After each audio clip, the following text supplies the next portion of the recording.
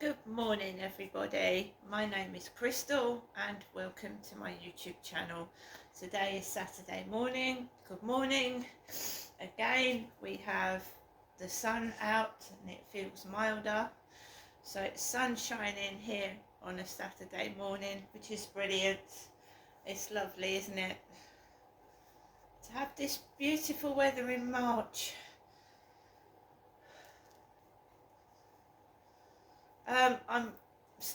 I'm not doing anything today.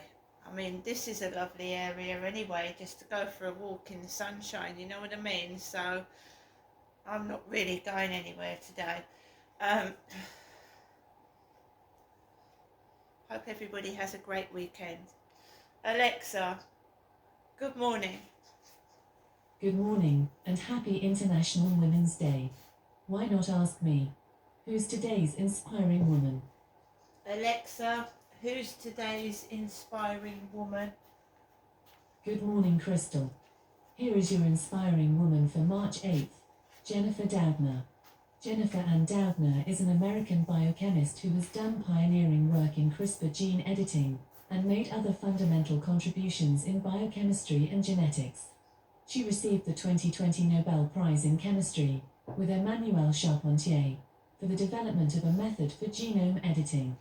She is the Li Ka-shing Chancellor's Chair Professor in the Department of Chemistry and the Department of Molecular and Cell Biology at the University of California, Berkeley.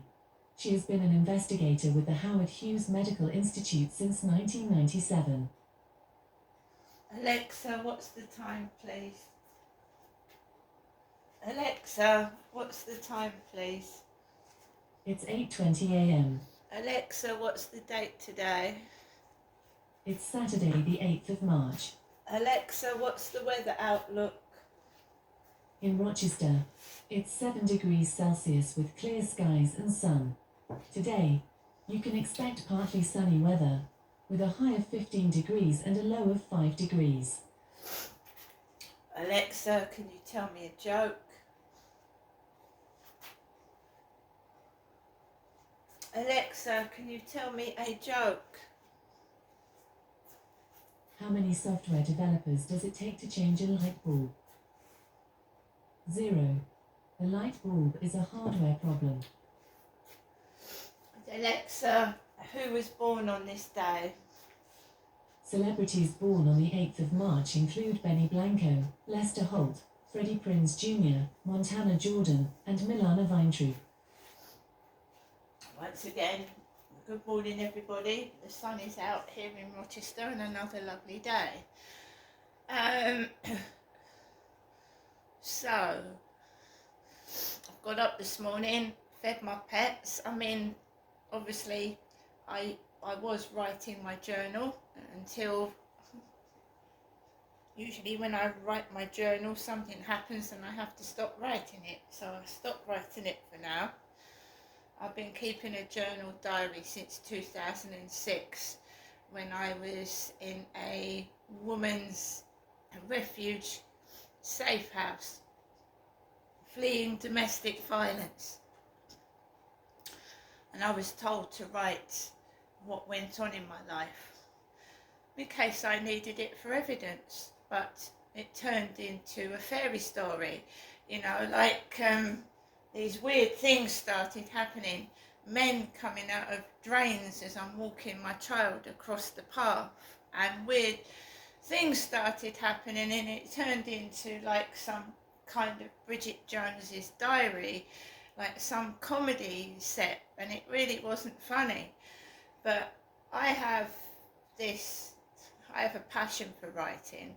I've got 2,000 poems on websites, right? I've got a passion for poetry and a passion for writing. So when I was writing my diary and my journal, some of it wasn't funny. Some of it was awful. But the way I wrote my experiences, I mean, I didn't want it to make it sound so awful that somebody would start crying. So it came out a bit humorous in places. I was writing about things that weren't funny, but you know what I mean? The way I write when I'm writing my diary is with a sense of humour. And it sounds funny because it makes it more bearable for people to read, and then they're more able to digest the nasty parts if there's a bit of a sense of humour in it. It never became a source of evidence, because when you live in your own story, when you live in your own diary, as when you watch Bridget Jones on the silver screen, or you watch Bridget Jones on the television, or you listen to it on an audible book, she's living in her own world. And that's what I'm doing. And it's been going on since I left my ex-husband several years ago. Like I wrote about the police being inept. They wouldn't help me, and the awful things that happened in Gloucestershire, far worse than has happened down here. Far worse than the police coming out and acting like they're ridiculous and don't understand what you're saying and doing nothing in dangerous situations. So I wrote about it, right?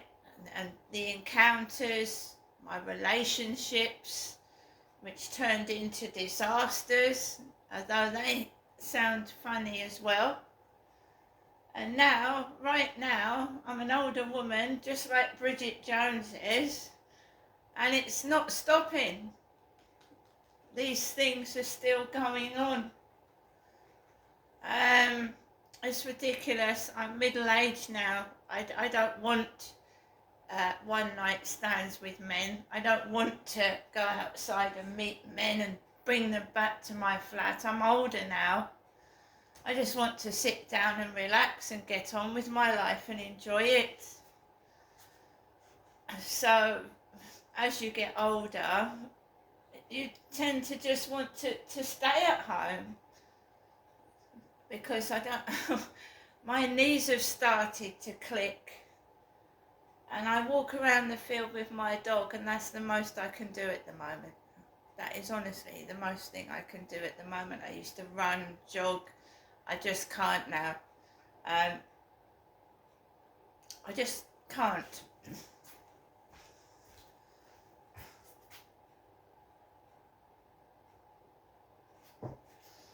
Last night, 10 to 7, I took Max for a walk. I taped it. Sometimes I tape it, sometimes I go around the field with my phone on loudspeaker listening to music. That's me. I'm on my own. It can become very monotonous, boring, lonely sometimes. And I try and cheer myself up, because no fucker else will. These bullies, these gang stalkers just want me miserable. They want me out of the way, and I mean that, they do. And then this secret that I've got, that I've kept since I was a child, would disappear. And I don't want that to happen, because I want to help every child that is experiencing the same thing that I experienced as a child. I don't want that to happen to them at all. No child should be neglected. Every child that is brought into this world should be wanted, loved and cared for. No child should be neglected or abused. They shouldn't. No child should be starving hungry. Someone has brought that child into this world. That child should be looked after and cared for. No child is responsible for a parent's abuse. So when it was flung at me when I was a child, you're provocative. You're provocative. Oh, you gave your father permission to do that to you? No, I did not. No, I didn't. No child asked to be abused. No child asked to be hit.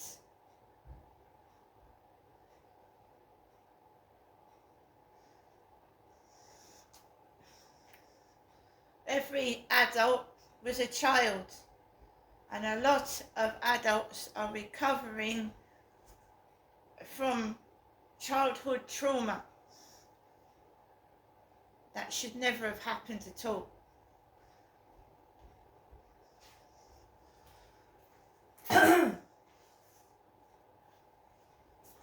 I've decided to stay away from any kind of abuse to myself, whether it be physical, emotional, or mental abuse. My mother just wants to get back at me. When I've gone into my journal, every time I've gone to visit my mother, she has mentally tortured me.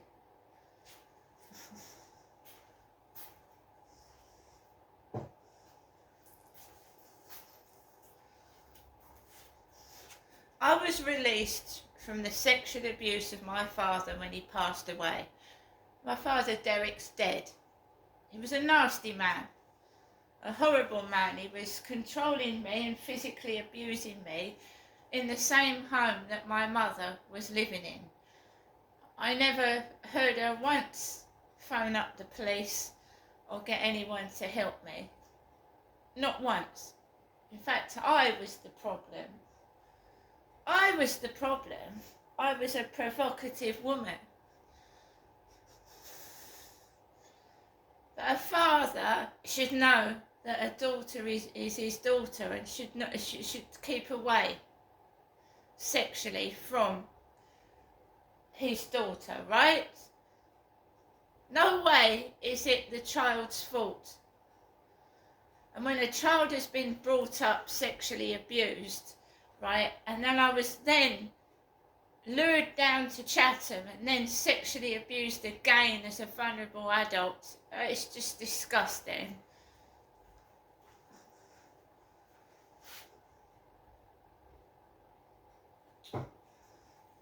I am not going up to my mum's and repeatedly being mentally abused. I did nothing wrong. I have done nothing wrong, and I'm tired of other people having a go at me, hurting me, and blaming me for their problems. I'm not a scapegoat for people to abuse. So I've got myself away from it. I don't want to hear the voicemails of my mother 3-4 times a day, have a good day. Which is not, she doesn't mean that in the slightest. She means the exact opposite.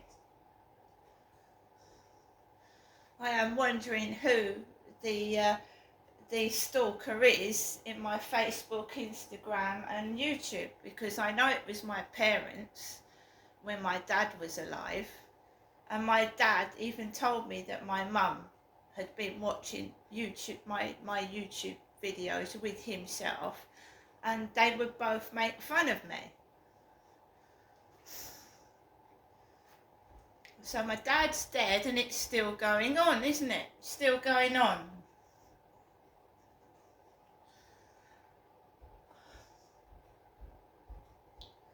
I went out last night and sometimes there goes my mother ringing the phone.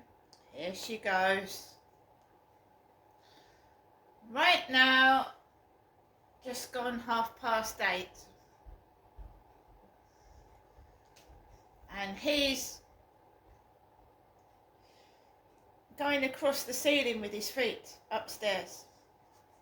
And my mum's ringing the phone. And of course the phone hurts my face and it makes me upset. So I haven't answered it. It is monotonous. It does get boring on your own all the time. But isn't it better to be safe and get involved with filthy men? So, I went out last night. Sometimes there's been a film and it's had references to suicide, or I've been listening to the radio and they've been talking about suicide. It's dark, it can feel lonely, but I took Max out last night. I forced myself outside. There was a person walking across the corridor with a hooded green Mac on. This is gang stalking at its worst, guys. It's gang stalking, trying to intimidate and frighten somebody from coming out their own flat. I've got a green raincoat. Yeah, I think some of my neighbours are going down my TikTok. Yeah, my TikTok and my YouTube. And they try and intimidate. So there was somebody walking around down my corridor wearing this hooded coat. It's a black person, black. So they had this hood over their head, walking past my front door. 10 to 7 when I take my dog out for a walk. Did it stop me going outside walking my dog? Did it stop me walking my dog? No, it didn't. I waited for the person to go. Then I went out of my door.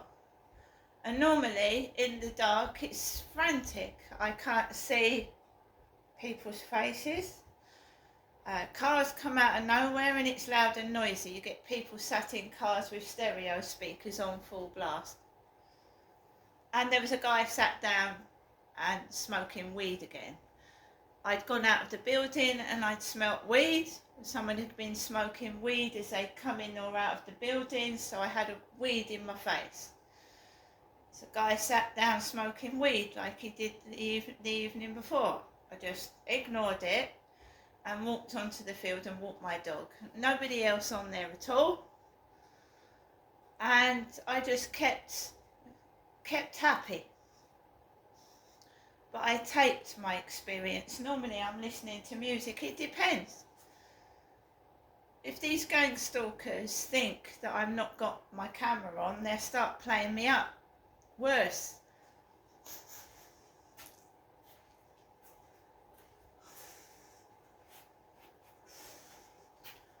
Came back home to my flat. Came home back to my flat, and I tried to relax whenever there was anything that was upsetting me. I just walked out, sat somewhere else, did something else, and that was that. I started listening to YouTube videos about Jack the Ripper. So there's a lady on YouTube that does virtual tours. She shows you around London, and she showed you a virtual tour of Jack the Ripper and the women that he murdered, which were prostitutes, and she went through it all. She walked you all through London. I found it a bit annoying because it's a nasty subject, and she was walking around places and people were laughing, and I don't think that it's a topic that should have been made fun of. So when she was doing a virtual tour, she was walking around the streets and it was putting me off. The people walking along the street laughing. I didn't enjoy that aspect of it because women prostitutes that have been murdered isn't a funny subject. That put me off. I didn't like that bit. She's an Irish woman, and the topics are interesting, but people laugh, don't they? So you're going down the street, you've got a group of kids laughing. Well, it's a bit off-putting when somebody's trying to watch it, you know. Didn't enjoy that part of it. When you're talking about women being murdered, and then she was going, oh, and it was a bloody murder, and then you'd get group of people wandering down the street laughing. It put me off.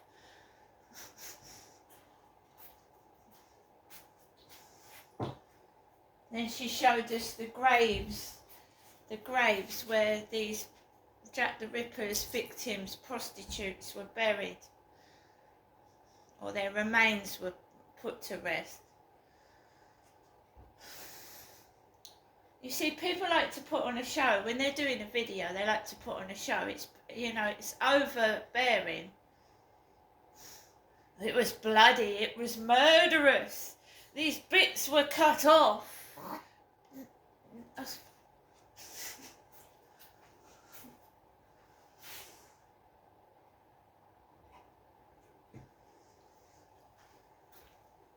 So I just watched some YouTube videos before I went to bed.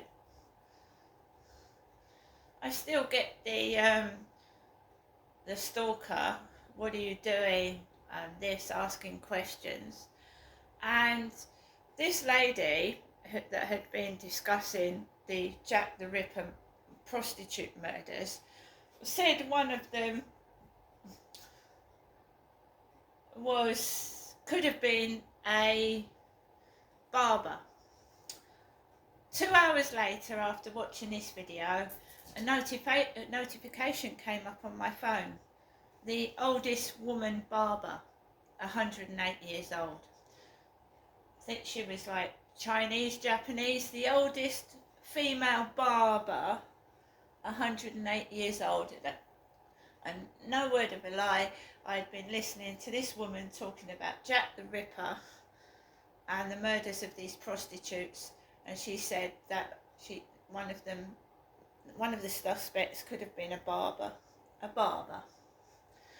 I haven't been talking very much lately. I haven't gone out with anybody in years. I haven't had a male partner in years. I'm on my own. They steal every word out of my mouth. They follow me in the internet and stalk me, whatever I'm watching, and it's creepy. But now I don't say very much when I'm in my flat. I just sit down and I keep quiet, because they're a bunch of thieves and perverts listening and watching my every move. They like to observe. Back in Gloucestershire, they used to observe me with my young baby, and when we both needed help, they observed us, but they didn't help us when I was almost murdered. So they like to watch, stalk and observe, but they don't help you when you really need help. See you later.